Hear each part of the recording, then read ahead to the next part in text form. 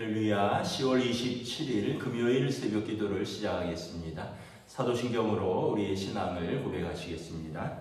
나는 전능하신 아버지 하나님 천지의 창조주를 믿습니다. 나는 그의 유일하신 아들 우리 주 예수 그리스도를 믿습니다. 그는 성령으로 잉태되어 동정녀 마리아에게서 나시고 본디오 빌라도에게 고난을 받아 십자가에 못 박혀 죽으시고 장사된 지 사흘 만에 죽은 자 가운데서 다시 살아나셨으며 하늘에 오르시어 전능하신 아버지 하나님 우편에 앉아 계시다가 거기로부터 살아있는 자와 죽은 자를 심판하러 오십니다. 나는 성령을 믿으며 거룩한 공교회와 성도의 교제와 죄를 용서받는 것과 몸의 부활과 영생을 믿습니다. 아멘. 찬송가 289장 찬양하시겠습니다. 찬송가 289장입니다.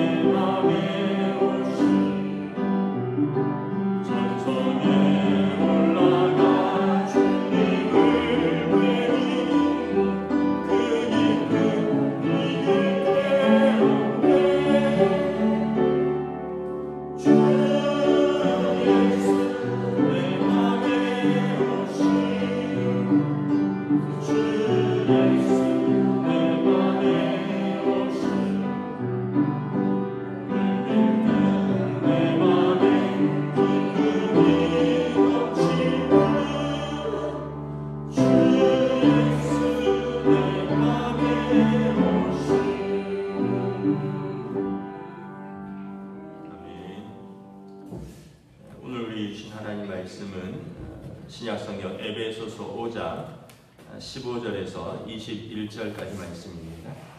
에베소서 5장 15절에서 21절까지 말씀입니다. 다 찾으신 줄 알고 저 여러분들이 한 절씩 교도하도록 하겠습니다. 에베소서 5장 15절에서 21절입니다. 그런즉 너희가 어떻게 행할지를 자세히 주의하여 지혜 없는 자 같이 하지 말고 오직 지혜 있는 자 같이 하여 세월을 아끼라 때가 아니라. 그러므로 어리석은 자가 되지 말고 오직 주의 뜻이 무엇인가 이해하라. 술 취하지 말라. 이는 방탕한 것이니 오직 성령으로 충만함을 받으라. 시와 찬송과 신령한 노래들로 서로 화답하며 너희의 마음으로 주께 노래하며 찬송하며 범사에 우리 주 예수 그리스도의 이름으로 항상 아버지 하나님께 감사하며 함께 읽습니다. 그리스도를 경외함으로 피차 복종하라. 아멘. 할렐루야. 오늘 또 새날을 주셨습니다. 주님께서 은혜와 평강으로 함께 해주시기를 축복합니다. 에베소서에 계속해서 이제 성도의 새 생활에 대해서 구원받은 성도가 어떻게 삶에서도 새롭게 살아야 되는지를 말씀하고 있습니다. 우리 5장 1절에 하나님의 사랑받는 자녀처럼 살라라고 말씀하죠.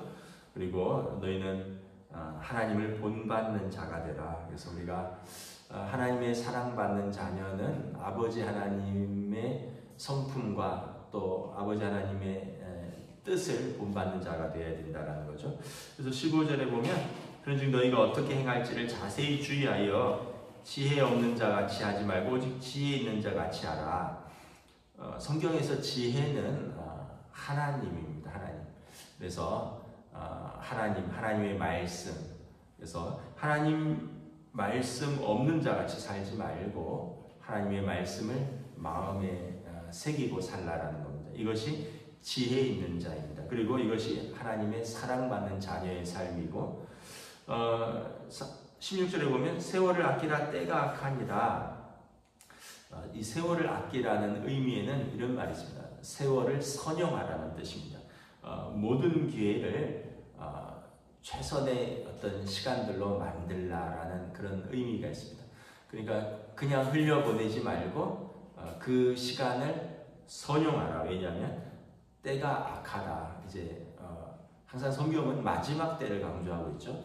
마지막 때가 되기 전에 우리에게 주어진 시간들은 우리에게 주어진 기회인데 기회가 주어져 있을 때, 시간이 주어져 있을 때 마지막 때가 오기 전에 그 기회를 선용하라라는 것입니다. 그런 책이 나왔더라고요. 죽으면 못 논다. 뭐 이런 책이 나왔어요. 그러니까 그 얘기는 이제 아마 저 책은 안 읽어봤는데 살아있을 때 뭐 놀기도 하고 뭐 이래야 된다 이런 의미 같아요. 맞는 말이죠. 여러분 언제나 공부할 수 있는 건 아니에요. 학생 때 또 이렇게 다른 것에 신경 쓰지 않고 공부만 할 수 있을 때가 있습니다. 그때는 뭐 돈 벌라고 하는 때도 아니고 가정을 책임지라고 하는 때도 아니고 그냥 공부만 하면 되는 때고 그때는 또 머리가 팡팡 돌아가는 때니까 나이가 들어서는 공부하려고 해도 잘 안 되죠. 그래서 학생 때는 공부해야 되고요. 또 일을 해야 될 때가 있습니다. 가정을 부양해야 되고 또 그런데 뭐 연세가 드시면 일을 하려고 해도 체력이나 건강이 안 따라주죠. 물론 이제 일할 거리도 많이 줄어들기도 하지만 그래서 모든 것은 다 잠언에 보면 때가 있다라고 말을 합니다. 그래서 그 하다못해 여러분 단풍도 때가 있고요. 뭐 전어도 때가 있고 뭐 먹어야 되는 것도 때가 있고 노는 것도 때가 있는데 우리 인생에는 왜 때가 없느냐? 우리 인생은 하나님 앞에 설 때까지가 우리에게 주어진 때고요. 우리에게 주어진 기회입니다. 세월을 아끼라. 그래서 놀지 말라는 게 아니라 놀기도 하고 일도 하고 다 해야 되는데 하나님 앞에 나오는 것을 아끼지 말라는 거예요.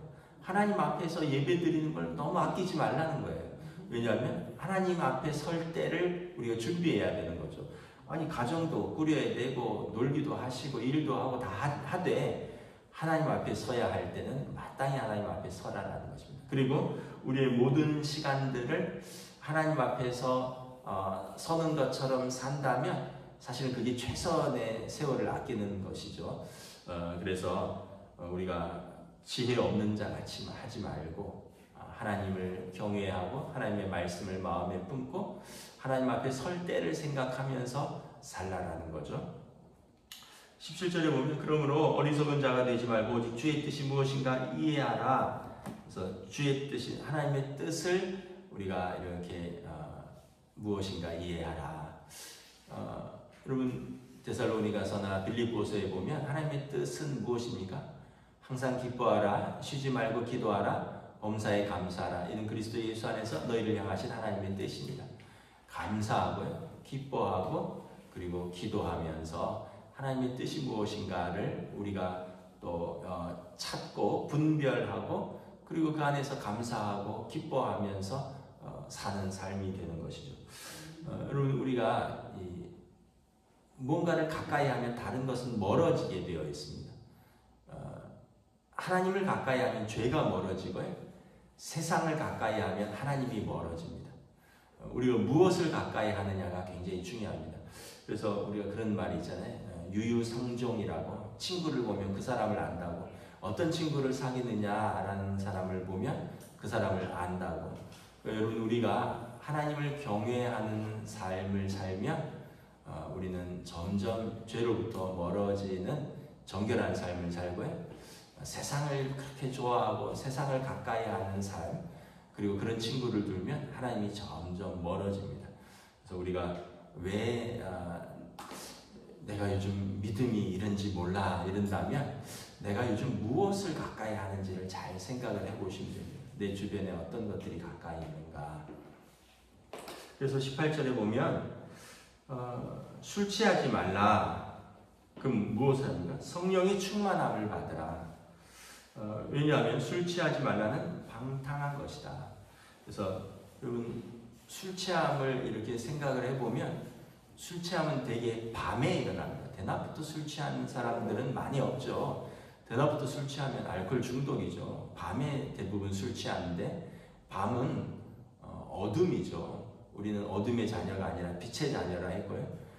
어둠에 술 취하면 여러 가지 사건 사고들이 일어납니다. 자기 자신을 절제하지 못하고 뭐 폭력 행위도 일어나고 성 문제도 일어나고 또 음주운전도 있고, 이 술 취함이 어떤 다시 말하면 이제 성령 충만함의 반대로 쓰인 것입니다. 성령 충만함은 무엇입니까? 우리가 성령의 인도함을 받는 삶이고요, 술 취함은 알코올의 인도함을 받는 삶이죠. 여러분 성령의 인도함을 받는 삶은 성령은 하나님의 영이시고 그리스도의 영이시니까 성령의 인도함을 받는 삶은 하나님의 자녀의 삶이고요, 알코올의 인도함을 받는 삶은 다시 말하면 이제 술 취함은 이제 이것은 세상의 인도함을 받는 것입니다. 그리고 어떤 분별력과 또 이런 것이 아니라 타락과 쾌락과 또 그러한 하나님 성령 충만함의 반대를 표현한 것입니다. 성령 충만한 삶은 성령이 인도하는 삶이라고 하는데 구체적으로 19절에 말씀하죠. 시와 찬송과 신령한 노래들로 서로 화답하며 너희 마음으로 주께 노래하며 찬송하며, 찬송하는 삶이라는 거예요. 시와 찬송과 신령한 노래들. 시와 찬송, 우리의 그 노래로 하는 신앙 고백이죠. 우리의 찬양, 또 시편들. 그래서 여러분 우리가 그 예배 드릴 때 열심히 찬양하셔야 돼요. 잘 모르는 곡이 나와도 찬양할 때는 입 꾹 다물고 있고, 임영웅 노래할 때는 어머머 저기 500만 원짜리 표대 뭐 이러면서 헬렐레 하면 이건 좀 약간 뭔가 밸런스가 안 맞는 거죠. 저도 가수 임영웅 씨 좋아하고 따라하는데 찬양도 힘써서 따라해야 돼요. 여러분 성도가 찬양을 하는 것, 하나님을 찬양하고 하나님 주신 세상을 감사하고 내게 주신 은혜를 고백하고, 이 찬양이 우리의 삶의 고백인 거죠. 그래서 성령 충만한 사람은 열심히 찬양하는 사람입니다. 몇 번 말씀드렸는데 옛날에 돌아가신 하용조 목사님이 그런 말씀했어요. 열심히 찬양하라고. 언젠가 목소리도 썩는 날이 온다고. 그렇잖아요, 여러분. 목소리도 이제 젊었을 때는 예쁘고 또 젊었을 때는 또 뭐 음도 잘 올라가고 연세 드시면 목소리도 탁해지고 갈라지고 또 아름답게 올라가는 것도 잘 안 돼요. 그러니까 이게 여러분 할 수 있을 때 하라는 거예요. 이게 세월을 아끼라는 거예요. 목소리를 쓸 수 있을 때 기꺼이 하나님을 찬양하시는 거예요. 저도 지금은 목소리가 많이 굵어졌는데 저는 원래 좀 이렇게 약간 미성이었어요. 근데 지금은 중년의 목소리가 나잖아요. 노년이 되면 노년의 목소리가 나겠죠. 당연한 거예요. 그런데 하나님 앞에서 여러분 우리가 아름다운 목소리가 날 때, 소리가 날 때 찬양하십시오. 하영조 목사님 말씀처럼 언젠가 목소리도 썩는 날이 오게 되는데 그때 여러분 젊었을 때 내가 왜 힘써서 하나님을 찬양하지 않았는가 하지 마시고 또 어떻습니까? 20절에 범사에 우리 주 그리스도의 이름으로 항상 아버지 하나님께 감사하며. 여러분 성도의 삶은요 찬양하고 감사하는 삶입니다. 제가 요즘 이제 11월 첫 주가 추수감사주일이라서 추수감사주일 설교를 조금씩 준비하고 있는데 우리 삶은 감사할 게 사실 너무 많아요. 어떤 분이 이제 뭐 제가 추수감사절 설교 때 잠깐만 소개를 할게요. 어떤 분이 어느 교수인데 어렸을 때 아버지가 얼굴도 못 보고 돌아가셨어요. 근데 그분이 그렇게 이야기를 해요. 아버지가 없었기 때문에 내가 가난했다 이렇게 하지 않고 아버지가 일찍 돌아가셨던 덕분에 내가 가정의 소중함을 알게 됐다 이렇게 이야기해요. 어머니가 너 중학교 가지 마라. 아버지도 없고 그냥 일해라. 그래서 농사를 지었대요. 그런데 엄마 때문에 내가 중학교도 못 가고 일만 했다가 아니라 엄마 덕분에 1년 쉬면서 공부가 그렇게 소중한 걸 알게 됐다. 그래서 나중에 더 열심히 자기는 일할 때 공부하는 친구들 보면서 공부가 더 너무 하고 싶어서 나중에 공부해서 대학 교수도 된 거죠.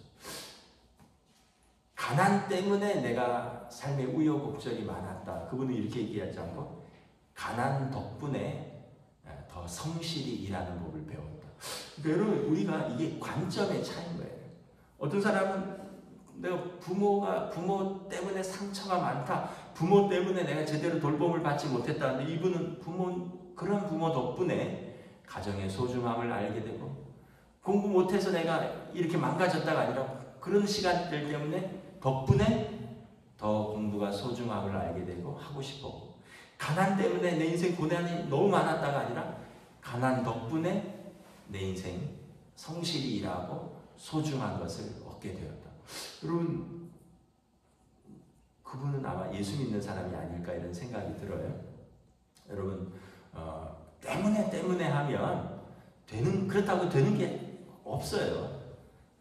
여러분도 바꾸십시오. 덕분에 뭐 때문에 내가 내 삶이 이 모양이 이 꼴이라고 이렇게 해서 바뀌는 게 하나도 없어요. 그러면 점점 자기 삶을 부정하게 되고 자기에게 주신 사람들에게 원망하게 되고 하나님의 은혜를 잊어버리게 돼요. 근데 덕분에 그렇게 생각하면요 자기 삶을 새로운 시각으로 바라보게 되고 내게 주신 사람들에게 감사하게 되고 하나님의 은혜가 무엇인지 알게 되는 거죠. 그래서 여러분 범사의 모든 일에 우리 주 예수 그리스도의 이름으로 항상 아버지께 감사하라. 하나님께 감사하라. 하나님의 뜻은 무엇이라고요? 항상 기뻐하라. 쉬지 말고 기도하라. 범사에 감사하라. 그래서 여러분들에게 주신 가족들에게 감사하고 여러분들이 뭔가 일이라도 할 수 있다면 그렇게 건강을 주시고 일할 수 있는 재능 주신 거에 감사하고 여러분 오늘 가서 밥 먹을 수 있으면 그러한 은혜에 감사하고 밥도 여러분 건강이 있어야 먹어요. 고민이 없어야지 먹어요. 삶에 고민이 많고 이러면 먹어도 먹은 것 같지도 않고요. 건강이 허락이 안 되면 밥맛도 없고요. 여러분 모든 것이 다 은혜예요. 물 넘어갔던 것도 은혜고 밥 먹는 것도 은혜고, 오늘 걸어서 교회에 오신 것도, 새벽 오신 것도 은혜고, 하나님의 말씀을 들으면서 내 마음에 아멘 할 수 있는 믿음을 주신 것도 은혜고, 다 은혜로 고백하면 은혜로 감사할 수 있고요. 다 이것 때문에 내가 이렇게 됐다 이러면 다 그렇게 망가지는 거죠. 그래서 여러분 항상 범사에 감사하는 복된 삶 되시기를 축복합니다. 감사하면 감사가 넘치고요.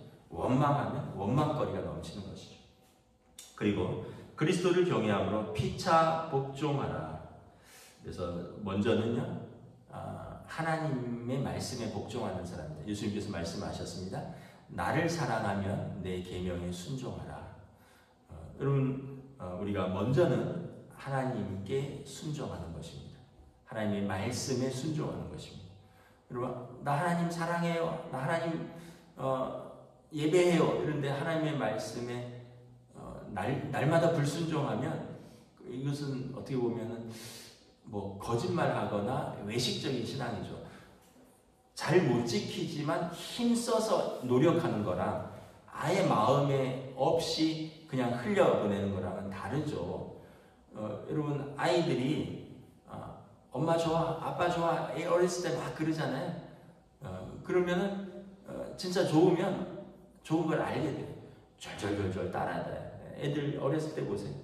그냥 아빠 좋다고 절절 따라다니고 엄마 좋다고 절절 따라다니고 틈만 나면 아빠 엄마 옆에 사이 와서 누워서 같이 잘라 그러고 그래서 아이고 정말 사랑스럽구나. 근데 그 아이의 연약함이 있어요.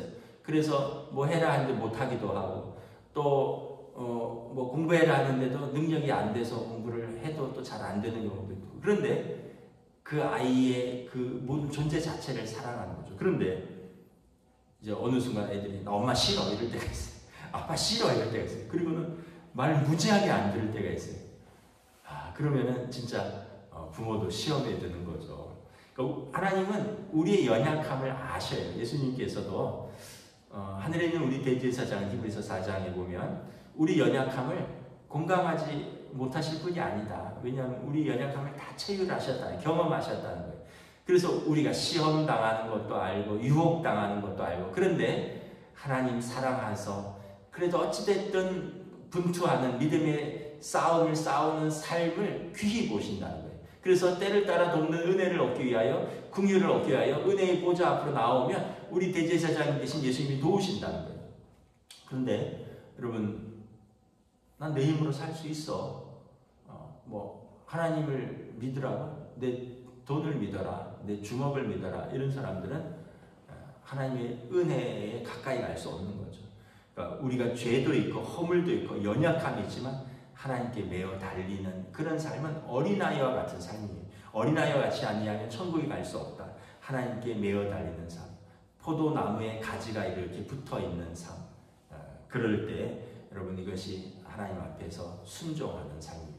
그럴 때 하나님께서 우리를 도우시고 은혜 주시고 그리고 또 순종하려고 애를 쓸 때 이것을 더 잘할 수 있도록 은혜를 부어주시고 또 하나는 하나님께만 순종하고 사람들하고는 나는 이야기 안 한다 이런 사람이 있으면 이것도 오해입니다. 하나님께 순종하는 사람은요 부모에게도 순종합니다. 하나님께 순종하는 사람은 부부간에도 서로 순종합니다. 오늘 말씀 이후에 내일 본문인데 아내들아 남편에게 순종하라. 남편들아 아내를 내 몸처럼 사랑해라. 그리스도께서 교회에 대해서를 그렇게 사랑하셨듯이 남편들은 주님이 교회를 사랑하여 자기 몸을 내어주셨듯이 사랑하고 교회가 그리스도에게 순종하듯이 아내들은 남편에게 사랑으로 순종하라. 이 비밀이 크도다. 나는 그리스도와 교회에 대해서 말하는 거야. 남편과 아내가 주님과 교회의 관계라는 거예요. 그러면서 자녀들아 너희 부모를 주 안에서 순종하라. 그러니까 우리가 하나님의 말씀에 순종하는 사람은 필연적으로 내게 주신 사람들에게도 순종하는 사람입니다. 그래서 여러분 난 하나님께만 순종해. 이건 오해라는 거죠. 눈에 보이는 사람에게 순종하지 않는 사람이 눈에 보이지 않는 하나님께 순종하기가 어렵다는 거예요. 그래서 예수님께서도 요한 1서에 보면 서로 사랑하라. 하나님을 사랑하노라 하고 형제를 미워하면 이는 거짓말하는 자니 눈에 보이는 바 그 형제를 사랑치 아니하는 자가 보이지 않는 바 하나님을 사랑할 수 없느니라. 똑같습니다. 우리가 하나님께 순종한다고 하면서 눈에 보이는 우리 부모님과 또 내게 주신 권위자들, 뭐 선생님이나 또 우리 모든 사람들에게 순종하지 않는 사람이 눈에 보이지 않는 하나님의 말씀에 순종하는 것은 거짓말이거나 위선일 수 있다는 거예요. 그래서 피차 그리스도를 경외함으로 피차 복종하라. 피차는 상호가 아니라는 거예요. 그래서 우리가 성도 간에 서로 믿음으로 복종하는 삶을 사는 거예요. 그래서 여러분 믿음 없는 삶의 대표적인 삶이 독불장군이에요. 누구 말도 듣지 않는 사람은 결국은 하나님 말도 듣지 않습니다. 사람의 말에도 귀를 기울이셔야 돼요. 그래야지 하나님의 말씀에 귀를 기울이는 겁니다. 그래서 어렸을 때부터 아이들이 부모 말씀에 귀를 기울이고 순종하는 삶을 살아야 돼요. 그리고 우리는 하나님 아버지의 말씀에 귀를 기울이고 순종하는 삶입니다. 이것이 성령 충만한 삶입니다. 술 취한 삶과 반대의 삶, 성령 충만한 삶. 찬송하고 감사하고 서로 복종하는, 말씀에 순종하고 서로에게 순종하는 삶. 이러한 성령 충만한 삶으로 오늘도 저와 여러분들의 삶이 믿음 안에서 풍성해지시기를 우리 주님의 이름으로 축복합니다. 네. 기도하겠습니다. 하나님의 은혜를 감사합니다. 우리가 하나님의 사랑받는 자녀같이 행하라 말씀하고 있습니다. 그리고 하나님 아버지의 성품을 닮아가고 하나님을 경외함으로 지혜 있는 자같이, 그리고 무엇이 하나님의 뜻인지 분별하고 내게 주어진 시간, 기회를 선용하여 하나님 앞에 날마다 나아가는 믿음의 삶으로 성령님 인도하여 주시옵소서. 술 취함이 아니라 성령의 인도함을 받는 성령 충만한 삶. 그래서 예배하고 찬송하고 범사에 하나님 주신 모든 것을 은혜로 알고 감사하고, 또한 하나님의 말씀에 순종하고 또 우리에게 주신 사람들에게 서로 사랑으로 순종하면서 우리의 삶이 날마다 은혜로운 삶, 날마다 하나님 앞에서 믿음으로 세워지는 삶으로, 복된 삶으로 인도하여 주시옵소서. 감사를 드리오며 우리 주 예수 그리스도의 이름으로 기도드리옵나이다. 아멘. 하늘에 계신 우리 아버지, 아버지의 이름을 거룩하게 하시며 아버지의 나라가 오게 하시며 아버지의 뜻이 하늘에서와 같이 땅에서도 이루어지게 하소서. 오늘 우리 일용할 양식을 주시고 우리가 우리에게 잘못한 사람을 용서하여 준 것 같이 우리 죄를 용서하여 주시고 우리를 시험에 빠지지 않게 하시고 악에서 구하소서. 나라와 권능과 영광이 영원히 아버지의 것입니다. 아멘.